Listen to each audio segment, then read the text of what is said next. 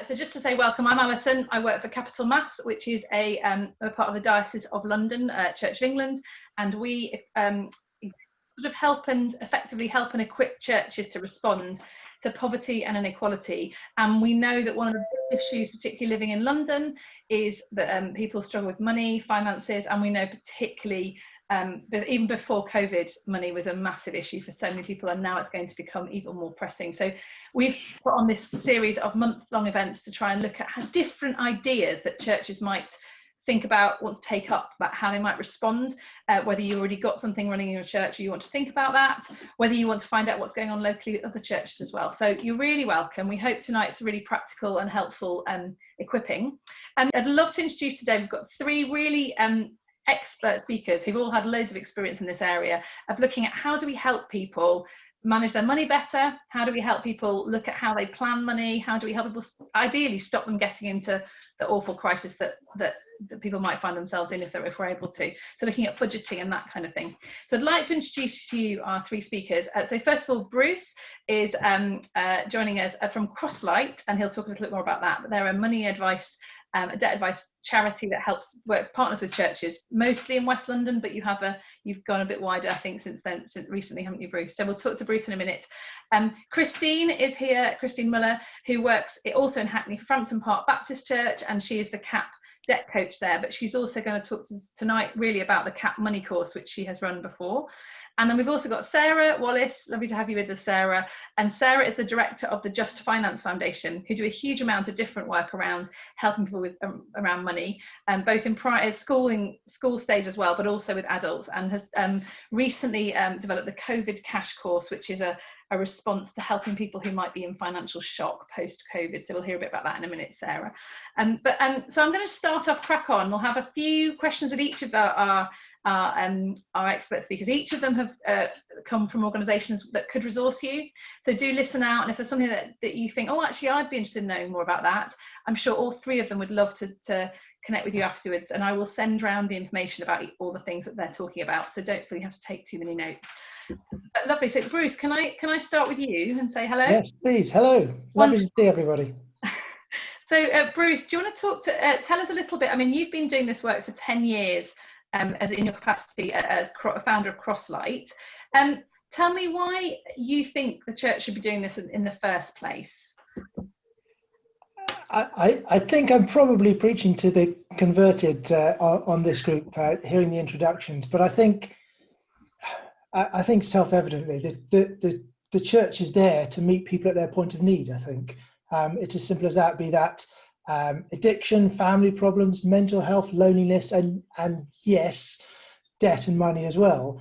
And I don't think we've got a choice in that. It's in the rules, I think, isn't it? What did Jesus say the two most important commandments were?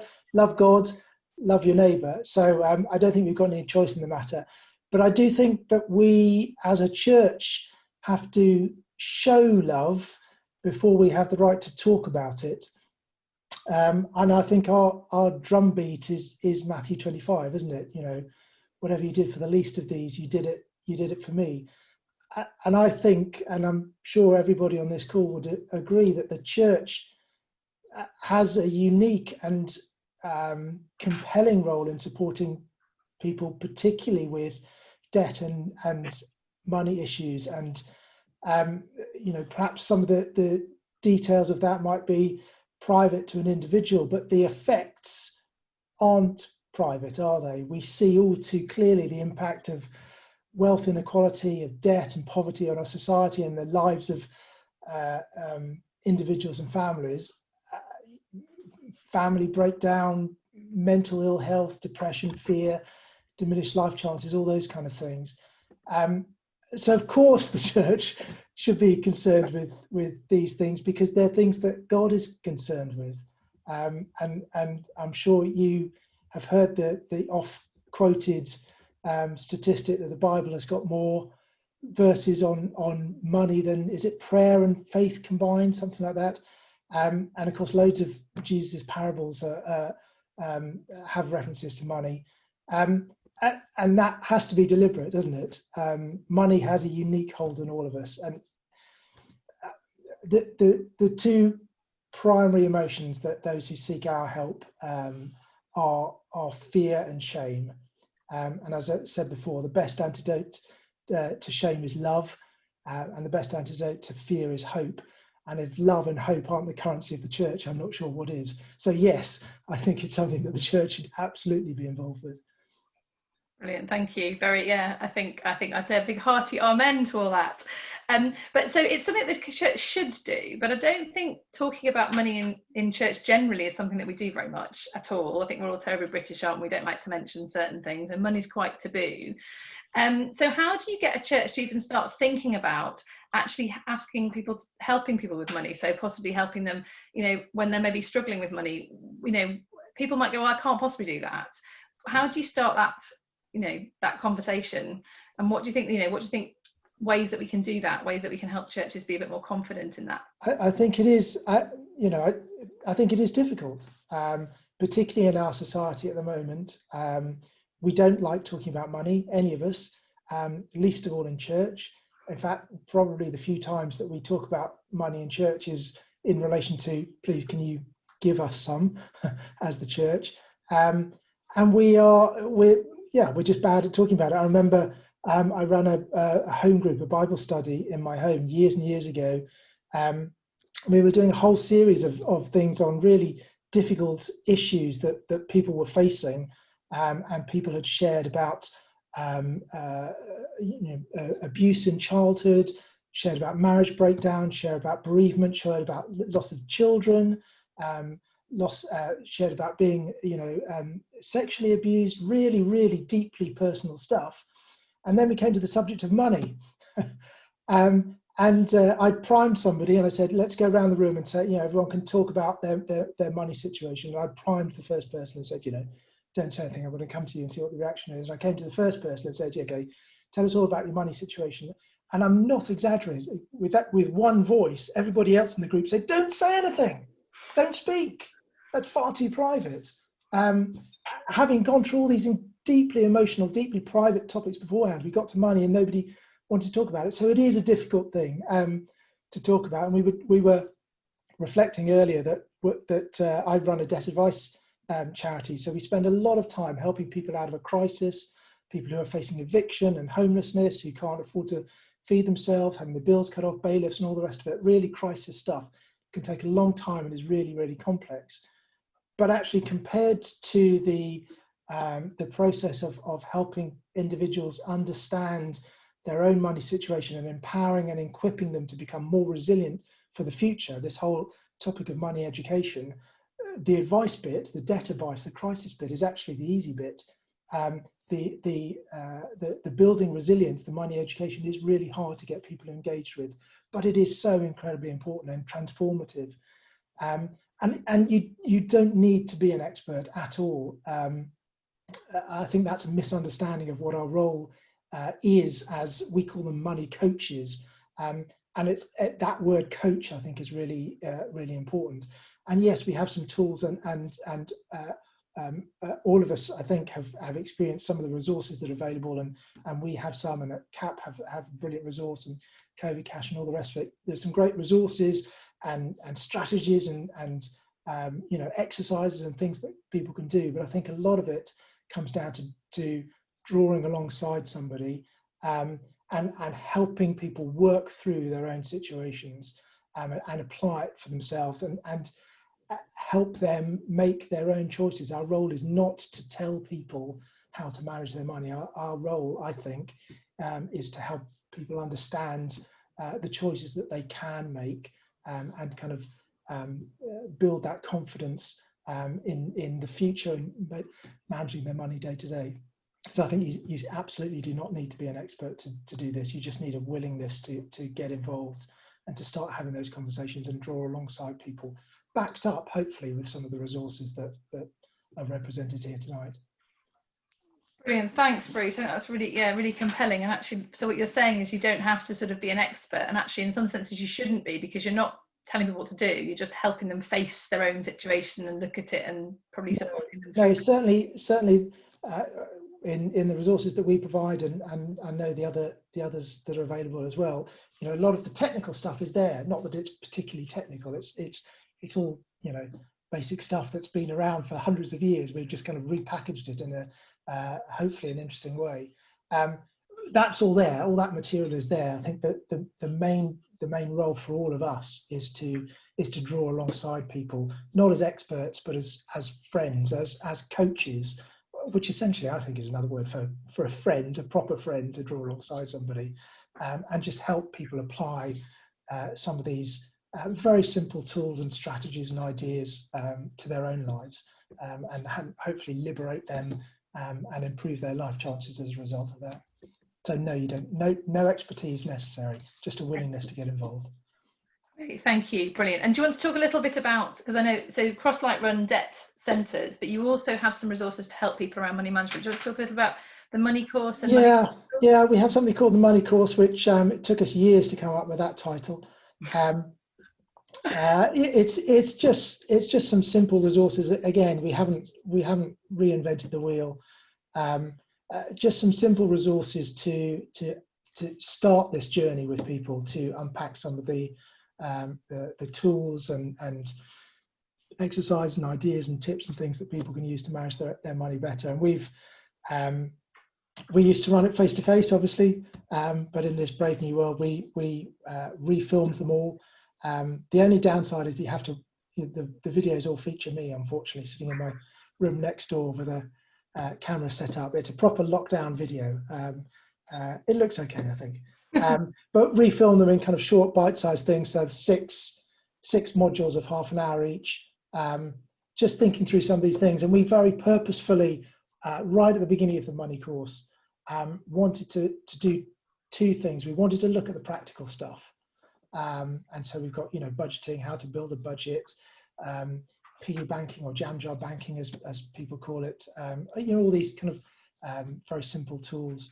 But we also wanted to look at our relationship with money as well, which we think is two sides of the same coin, and just to start to unpack why money affects us the way it does, how it can get us down in some cases, and looking at some of the attitudes and kind of things we can put in place to improve our relationship with money and improve our kind of money well-being, as it were, overall. All of it's biblically based, although we don't make that explicit in our particular iteration, so it can be used anywhere, but all of it very biblically based. But just those two things: emotional relationship with money, but also getting deeply practical as well. And it's available for free for anyone to download and run for their own groups. But there's plenty of material out there. Ours is just one. Thank you. I think it's just good to hear just what is out there, because I think partly you feel more confident if you know there's some decent resources behind you as well, if you're thinking, do I do something like this in my group, with my church? So brilliant. Thank you, Bruce. Christine, can we say hello to you? Is that all right? I'll come to you now and hear a little bit more about your work. So Christine, you're a Christians Against Poverty. I know there's some people who are familiar with Christians Against Poverty here, which is brilliant, and they do extraordinary work across the country. So I'd love to talk to you a little bit, Christine, about the fact that you've run the CAP Money course, which is another brilliant resource, as we've mentioned. And I think, could you talk to us a little bit about how you found running that course? Because I think for some people, setting up a room and having people all arrive and asking them questions about money would be their worst nightmare. And they'd just be like, no one's going to come and no one's going to want to talk. Can you talk to us a bit about what your experiences of actually running a money course? Yes, yeah, definitely. Well, first, hello to my fellow CAP people and to everyone from Hackney. Hello. I'm quite excited that you're all here. And yes, I'm work at Fronton Park Baptist Church in Hackney. And we've been a CAP debt centre for about 4 years, and I think for the last 2 years we've done the CAP Money course. So we are quite fresh, and I must admit, the pandemic totally threw us. We haven't been able to get anything online done yet, but as it is going on, we are in the process slowly to set it all up. But that is a little bit part of what I thought. Would like to tell you today. When we started, totally excited. We had 3 people trained up as CAP Money coaches. So with CAP, you do go on a course, which they do now online. So that's even easier. So, but our 3 Cup Money coaches went there and came back totally excited. We did a church service on Cup Money. So Cup even sent a speaker over. So we just to get the word out. And we really wanted to do it actually for everyone, and not just to brand it for people who are in money trouble, because we thought, and I think that is that is very often the misconception, you know, a money course, money management, only people need who are in money trouble. Actually, no, everyone actually needs it, just to check it. Are you on a good way? Are you not? And yeah, so we invited quite a few people from church to come along, and our first Cup Money course was mainly church people, which was lovely. We did it in the evening, as they suggest, 3 sessions. However, realized pretty quickly, and the first course worked. The second one, there was already no one there. So, and at the time, we had the opportunity to go to a few open days and just ask people, when would you have time? And we realized also with our Cup Money coaches, it worked quite nicely on a Saturday. And over the last 2 years, we have done, I think, 6 Saturday courses now. It works with crash. You know, you can just get the crash workers in for 1 day, and we have lunch together in the middle. It works with our Cup Money coaches, because 2 of them are teachers or work in schools. One is a teacher, and the other one is a teaching assistant. So I think it's quite good if you check out what your team is. What is your own availability. And then that really helps you to run the courses. So that was our journey. We had planned, because obviously, you know, if you do only a 1-day session, you can't catch up with the people how they're getting on.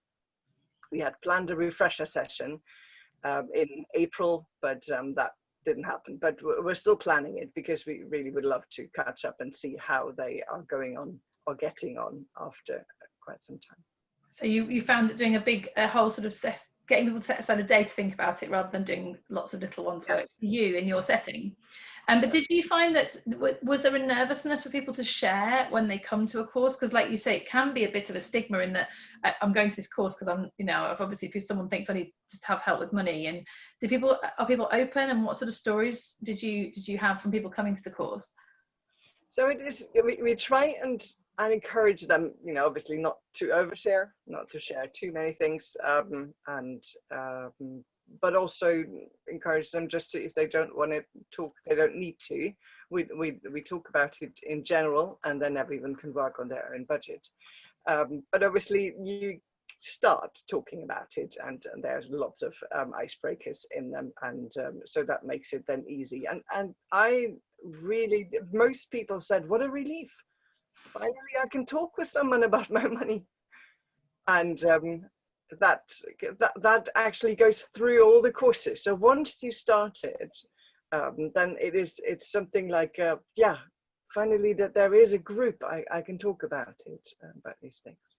We had people, it was really interesting, we encouraged people to bring their own bank statements or have access to their bank statements, and then input real life figures into a budget.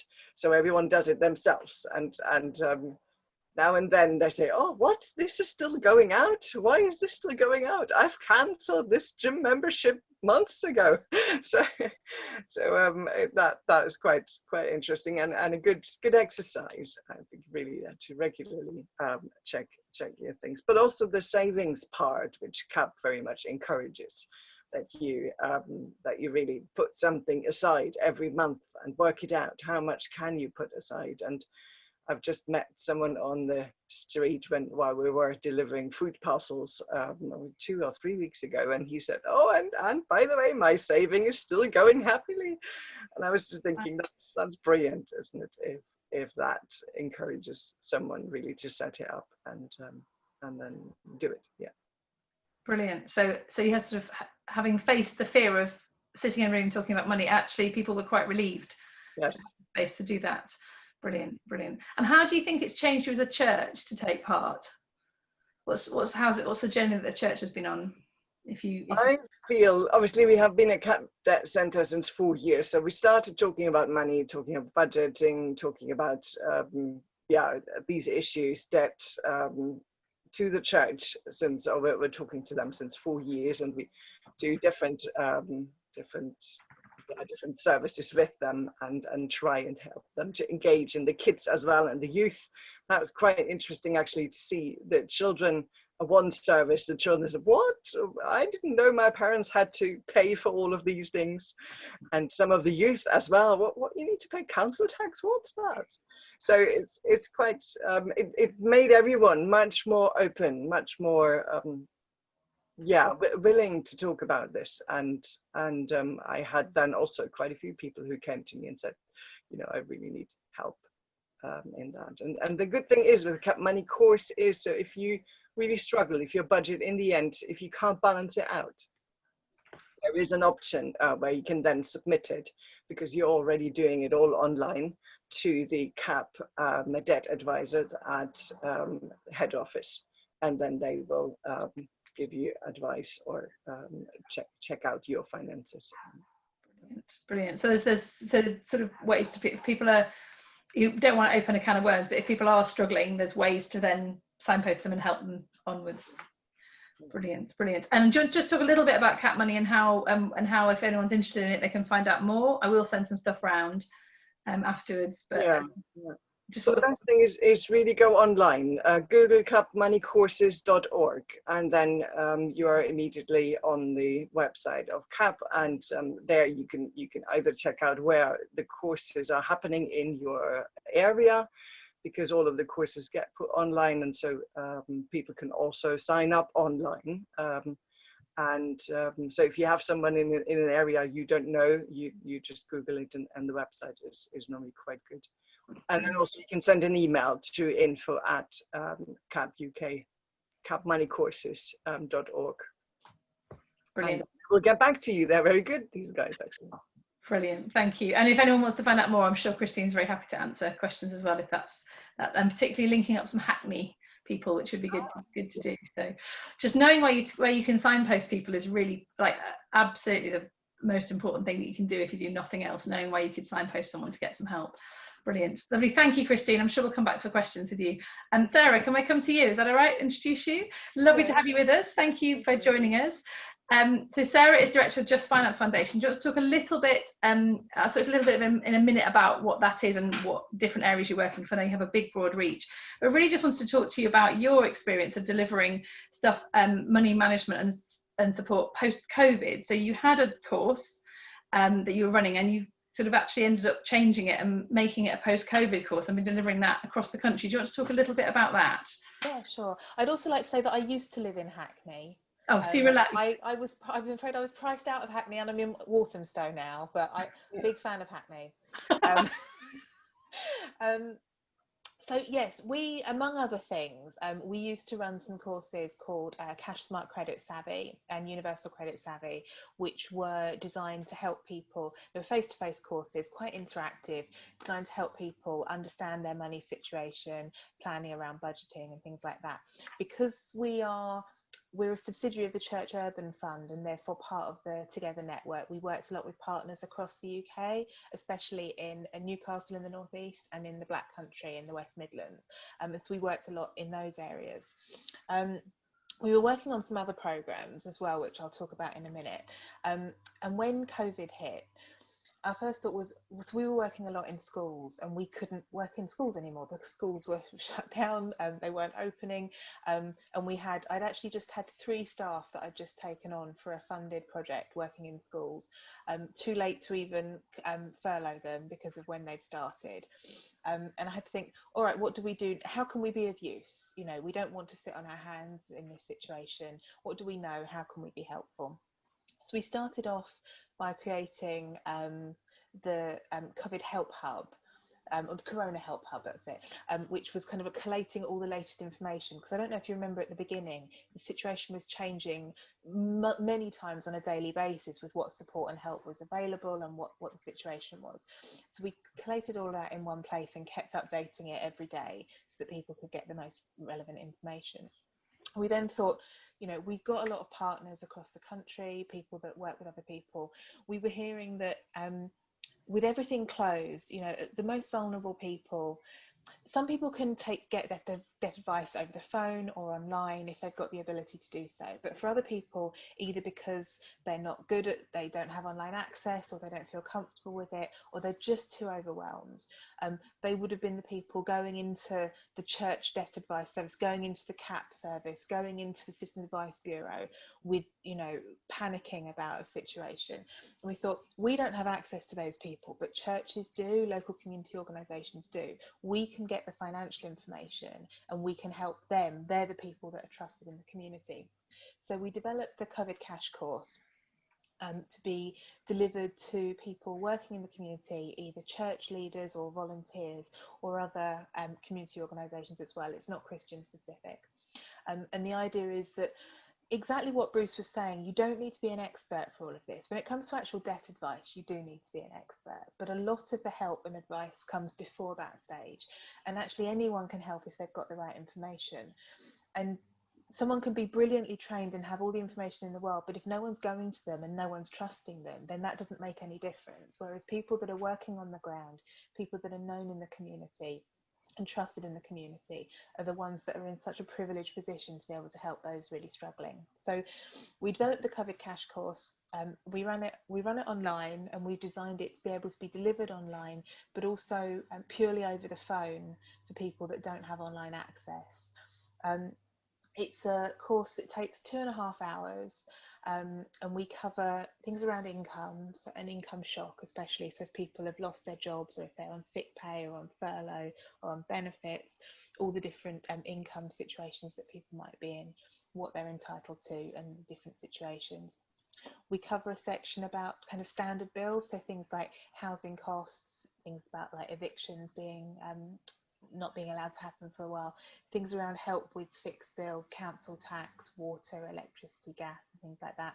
We do a section on more budgeting and on managing sort of discretionary spend, if you like, including food costs and how people can make changes there. We also have a section on financial worry, because we recognise the impact that money worries can have on mental health, and the impact that mental health can have on money worries. The two are so interlinked. So we have a section on that. And then we also talk about if people do need to borrow money. Obviously, we'd rather people didn't need to borrow money, but if they do, helping them know what their options are. And the idea with the course is it trains people up to either be able to deliver the course as a course, or deliver sections of the course or individual information to people that they're working with. And we've been really fortunate. We developed this not knowing how far it was going to go, or if we were going to be able to afford to keep doing it. But we were really lucky. All Churches Trust have given us some financial support to work on this, because they thought it was a good idea. And so we run national courses, but we also run local specific ones in Newcastle, Middlesbrough, the West Midlands, South Devon, and Nottinghamshire at the moment, and we're looking at expanding that out. So we've done a little bit in London with Alison. Pat, who's on here, has done loads with us, which has been brilliant, and we've got some partners in Liverpool that we've been working with a lot. So we're trying to get it across as much of the country as we can. Brilliant. Brilliant, thank you. Yeah, really, and really quick response out by the sounds of it, which has been what people have needed, I think, because like I say, everything's moving so fast. People feel very bewildered, I think, about and people who would never normally think, oh, I'll need to sort my money out, and now having to. I think that's a really big thing that's going on at the moment. But what do you think? How do you think COVID's affected people in the way they see money and the way they talk about money? Do you think you've had people were more likely to do this course because of it, or tell me what your experience has been on that front? So I think we're seeing it's been the talk that we're all in the same boat, or we're all in the same ocean, but some of us are in super yachts and other people are in dinghies that are fast going down. you know, there are a lot of people who, you know, in good jobs who are able to work from home, who've seen their costs reduced, and, you know, no transport costs and not going out so much, and actually sitting pretty financially. So for some people it's been a positive experience. For others it's been much harder, and we're especially seeing people that haven't been in this situation before. You know, there are people that struggle all the time, and there are people that, you know, perhaps move in and out of low paid work and benefits, who are used to being in this situation. But we're seeing people who always thought they would be okay, who all of a sudden they've had a massive shock to their income, and it's been really difficult. I think one of the positives about it is because it has affected so many people. I think it's starting to remove the stigma a bit, rather than it being seen as a personal failing.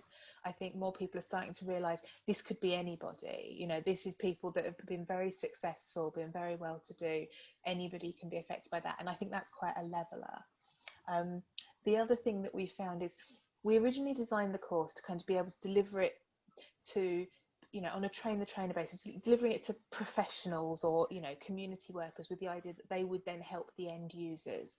But I think that was perhaps a really false split in our minds, and we found that we've had people coming to do the course with us who they are, you know, they work or they volunteer in their community, but their household has been hit financially as well, and so they're in both a position to help others, but they're also saying, I've never had to claim benefits before, this is horrible.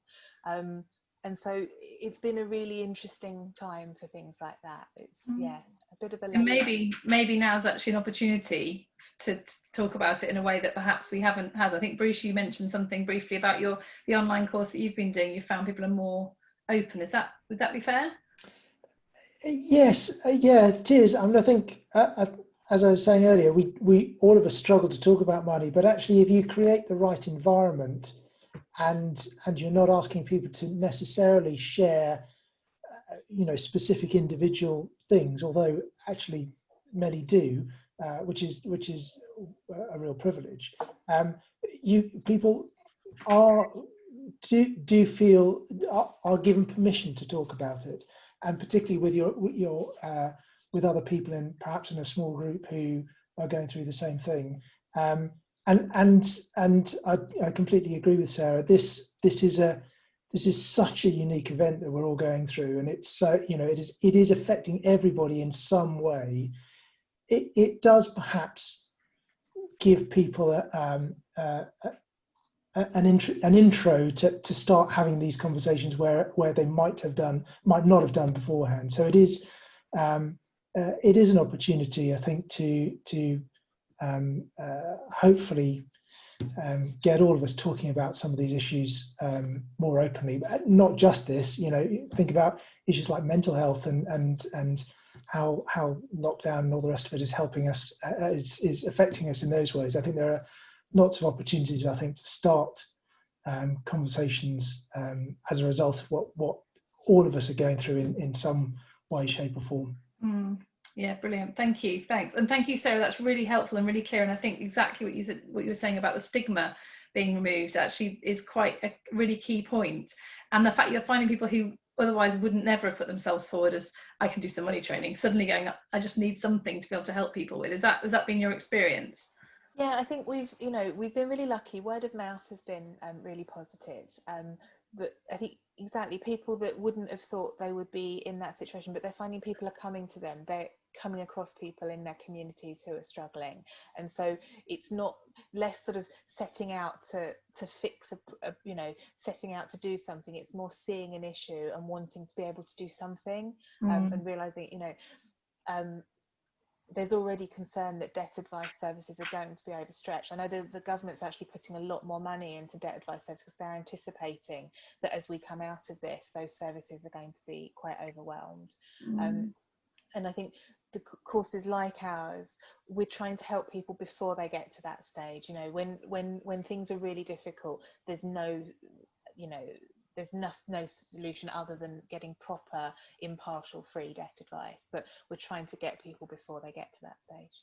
Brilliant. Thank you. Thank you so much. Thanks all three of you. There's loads more we could go into, but I'm just aware we have about 50 minutes left. So I really want to make sure we've got a lot of other expertise in the room. We have debt advisors, we have people who are doing this already on the ground, and people who are thinking of it.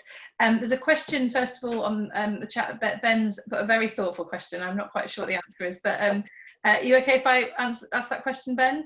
Is there something particularly difficult about money that means people have difficulty managing it? After all, there are other areas of life that people manage okay. I don't know if any of three of you want to answer that question. What is it about money that makes it really hard? I'll have a go at answering it, because I thought it was a really interesting question. I've got two things that I would say. I think, firstly, especially now, we live in a society where we see so much of the alternative. You know, we have so much choice, but we see so much. We can compare ourselves to other people on social media, on TV. We see what other people have, or what we think they have, and I think it has an effect on people's self-esteem. They want to keep up with the Joneses. They don't want to feel that they can't have those things, and so I think it drives quite a materialist behaviour. But the other thing that it made me think, when I saw the question, it made me think, I don't struggle with money. I'm quite fortunate in that way. I also don't struggle with gambling, but my eating isn't always as good as it could be. I don't exercise as much as I should. And I think that, different people have different things that they struggle with. There are some wonderful people out there who have everything, have an immaculate home and beautifully behaved children, and run marathons and a fantastic career. But I would say we tend to compare ourselves to the best of what we see of other people, and not seeing the areas where they struggle. And so I think we all have strengths and weaknesses, I think. Yeah, I don't think it's unique in affecting us, but I think it is one thing. Money is one thing that all of us have to interact with. So not all of us have to interact with some of the other issues and difficulties that many of us face, but all of us have to interact with money. And so there's greater scope, I think, for us to get in and mess with it. But also I think it's one of those things that's used as a proxy to place a value on us as individuals.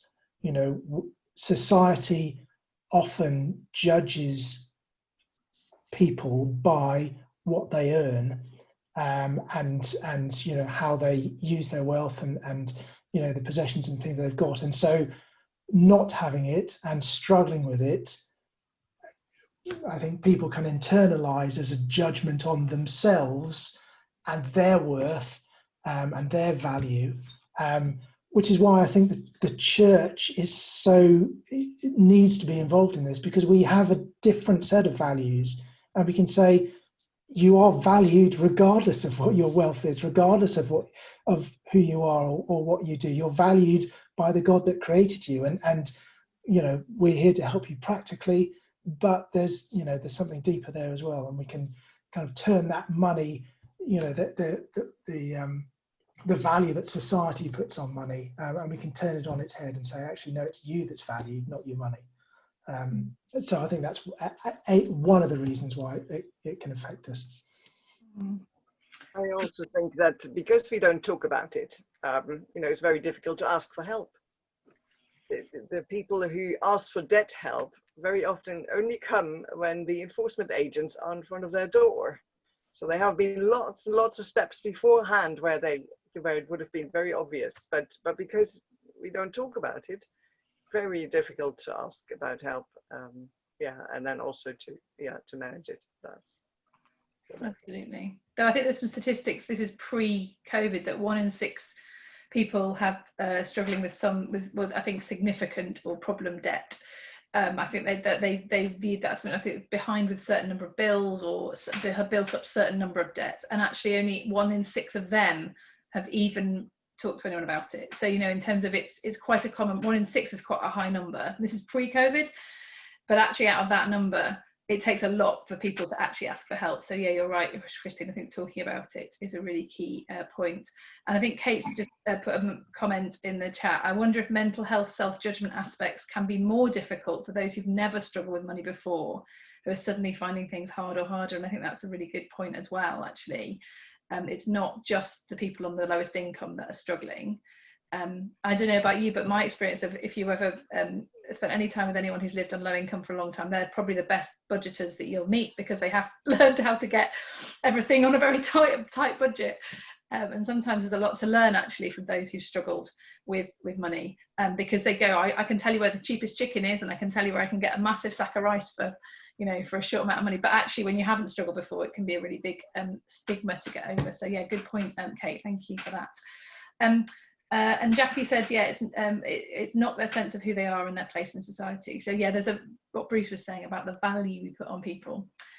So yeah, absolutely. Pat, I know you'd like to ask a question. Is that a question, or is it It was just sort of alluding to something that Sarah said earlier, really, about people struggling with their mental health, and Father Ben's question. It's like, are people managing in other aspects of their life, though? I mean, you said the co-causal links between mental health and debt are well documented.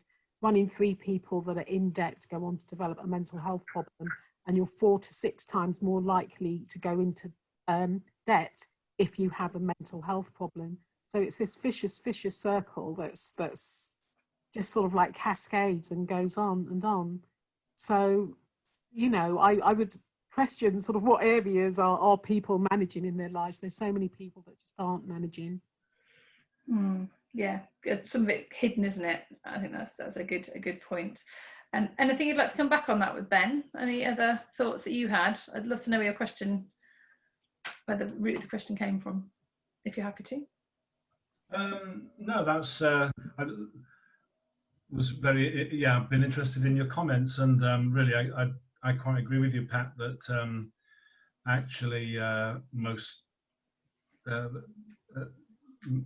not being able to manage money is only it's part of a web of some of the struggles that people have in this very complex society, and it can you do find that people, if they're not managing money, there's lots of other areas of their lives that they're not managing as well. Yeah, I have noticed that. Yeah, everything's interrelated, isn't it? Money is so caught up in everything else. Absolutely. I think church is so incredibly vital at the moment. Churches and faith groups, schools, low-income employer, all of these places that can reach out to those people that are marginalised and slip through the cracks, because they're not the regulars who know how to play the system and understand that they can go here, there or anywhere to get some advice or to get a hot meal or whatever. So you're so critical and so important right now. Brilliant, thank you. Yeah, absolutely. Any other questions or comments or reflections or anything anyone would like to share? Do hands up if you have anything, or you'd like to say something. Debbie, is that you? Yeah, I was just wondering, listening to the comments about people who've struggled with low income for a very long time can often be the best advisors of how to manage. And so I just wondered if anybody who's done sort of cap money courses or any debt advice has done any sort of peer-led things where people that might have done the courses or used the services might actually now be delivering them. Just a thought. I wondered if anybody was. I'm not doing any of that, so it's just a question, really. It's a good thought. Sarah, did you want to come in? Yeah, not CAP, but some of the work that we fund in Newcastle. We've got someone who's been working with a group of low-income parents around a school. We Just Finance Foundation, among other things, we run primary school financial education program called Lifesavers, which is based. It actually came out of the Church of England, and it's based on the values of wisdom, generosity, thankfulness, and justice. And it's a brilliant program. And we were doing some work around there with a parents group around one of the schools in a really low-income area, and the courses that we ran, we like to think that they were fairly, accessible to all, but actually we found that in that particular area we needed to simplify them even greater, and they changed the name of it to pennies to pounds and things like that, and they ran it with a group of mums, and we found exactly that we had some that enjoyed it so much, and that learnt so much and felt it made such a difference to them that they're actually they're with community money advice rather than CAP. but they're now training to be community money advisors, because they felt they got so much out of it that they could help other people in the same situation as themselves. So it's an absolutely brilliant, because people trust people like that. People, you know, someone that's been there, that knows, you know, not someone that can drive away from it all and go to Waitrose on the way home, you know, someone that's actually lived it brings in so much more trust. So okay, thanks. Good example of empowering people who, and then giving them the skills to be able to help other people. And that, I think the idea of money coaches, money mentors, being people who are local in the community really makes a difference, because they're people who can be trusted. Brilliant. Jackie's asked a quick question about drawing in the support and talents of local credit unions into parish-based money advice or debt. I don't know if any of you've got any experience of that. Credit union. We're going to look at credit unions and saving in a later session, about how we help people put aside money, you know, for rainy days. But Pat's certainly done some stuff, so I can around that. But anyone else got any experience with credit unions? It's fine if you don't have to. I think credit unions are very, very specific to where you are locally. So it's about finding out what your local credit union is and building a relationship with them, has been my experience. And some credit unions have capacity to help and some don't. And some are very passionate about helping people around financial capability and some aren't. So I think it is quite local, but I will, if Jackie and Pat, you can connect, that would be great. Yeah, Jackie. Thanks, Pat, and I will. Yeah, just very quickly, it's just interesting in our situation, and great you're going to be covering it later, is that the credit union was set up from our parish, working with the other other parishes from different denominations, and it just seems to have been sort of spun off separately, but the people involved would like it to be more connected. So I'm looking forward to that. I'll be on to you. Oh, it sounds like there's some good collaboration that could happen there, and a bit of conspiracy to make some stuff happen. Sounds great. Wonderful. Bruce and Christine and Sarah, thank you so much. I feel like we could carry on talking for another half hour. Really appreciate all that you've brought and all your experience, and thank you. Lots of people clapping, so thank you very much. And we really appreciate your wisdom, your expertise, and for being with us tonight.